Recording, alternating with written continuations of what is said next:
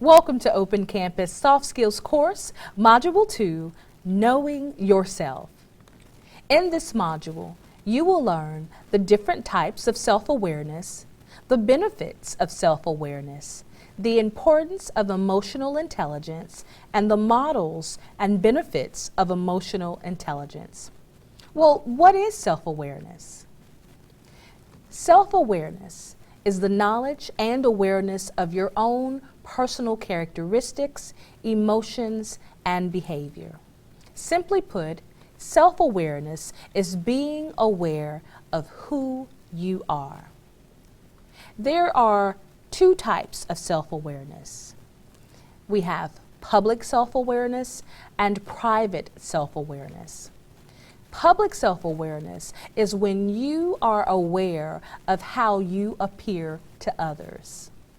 Examples of public self-awareness is when you are the center of attention, such as giving a speech, talking to a group of friends, or knowing that you are on video. Private self-awareness is when you are aware of different aspects of yourself in a private manner. Examples of private self-awareness include when you privately focus on yourself, when you're looking in a mirror, when you're hearing your recorded voice, or when you're feeling butterflies in your stomach. One thing to remember about public self-awareness versus private self-awareness is that in a public setting, you tend to say things, you tend to do things in a way that you feel would be accepted by others. In a private self-awareness situation, you tend to hone in on those different aspects of yourself that simply would be affected or impacted by a certain situation, such as when you're hungry, what happens to your stomach? It growls.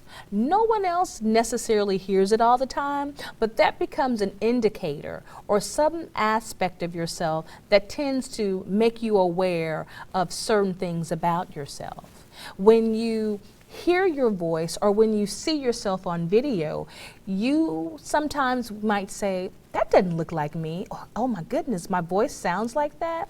Well, you're now becoming aware of yourself in a very private manner. But there are benefits to self-awareness. And the benefits to self-awareness include being able to know who you are and what you want. Because you are aware of your likes and your dislikes, you're able to kind of hone in on your preferences about things. You're also able to improve your effectiveness, meaning you're able to use your strengths in a greater way, whether it's in the workplace, whether it's in a civic or a social environment. You're also able to develop your weaknesses, because you are aware of things that you're not so good at, but you're able to make decisions or changes or tweaks to be able to develop your weaknesses to make them strengths. And then you're also able to recognize your shortcomings.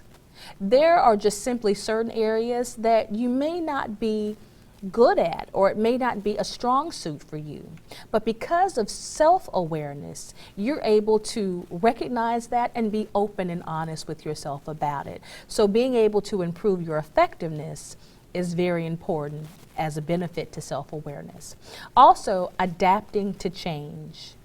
You're able to adapt to change because you are aware of various situations and how you respond to them. And then lastly, you're able to make stronger decisions.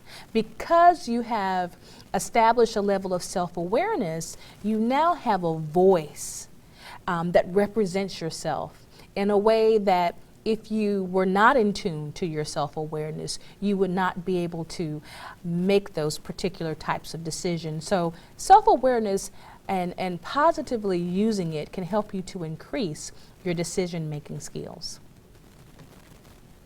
Emotional intelligence. Emotional intelligence is the measure of your ability to understand, express, and control your emotions. There are 3 models of emotional intelligence. You have the ability model, the trait model, and the mixed model. First, the ability model is where you're perceiving emotions, you're reasoning with emotions, you're understanding emotions, and you're managing emotions. And these are areas that were developed by Peter Salovey and John D. Mayer, who were considered leading researchers in the area of emotional intelligence. The next type is the trait model, which focuses on an individual's self-perception of their emotional behaviors. And this was developed by K.V. Pedris, which is also a leading researcher in the area of emotional intelligence. And the final model is the mixed model, which includes self-awareness, self-regulation, social skills, and motivation, and the area of empathy. And these particular components of emotional intelligence was developed by Daniel Goleman, another leading researcher. And for the purposes of our module in Knowing Yourself, we're going to focus on the mixed model type, which includes 5 components.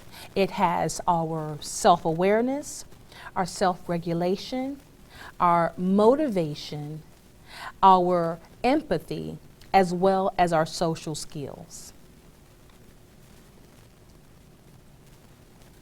When we're looking at the first aspect of the mixed model, it's self-awareness, which is simply the ability to know one's emotions, strengths, weaknesses, drives, values, and goals, but most importantly, being able to recognize their impact on others while using your gut feelings to guide decisions. Self-regulation is the second type. It involves controlling or redirecting one's disruptive behaviors and emotions and impulses and being able to adapt to changing circumstances. The third component is social skill, managing relationships to move people in a desired direction. Next is empathy, considering other people's feelings, especially when making decisions. And lastly, motivation, being driven to achieve for the sake of achievement. When we look at these various areas of the mixed model type, what I can say that the emotional intelligence encompasses are 2 key areas: our personal skills and our interpersonal skills. And those are 2 areas that we are going to expound upon during our time together with our social skills course. I have also attached some links in our handout section where you can learn your own emotional intelligence by simply taking the quiz. And our emotional intelligence quotient is what we call our EQ, which is very similar to your intelligence quotient that's known as your IQ. But when we're focusing on our emotional intelligence quotient, we have to realize that there are indeed benefits to the emotional intelligence. And those benefits include increased self-confidence, increased motivation, having a willingness to speak your mind, and most importantly, developing stronger relationships.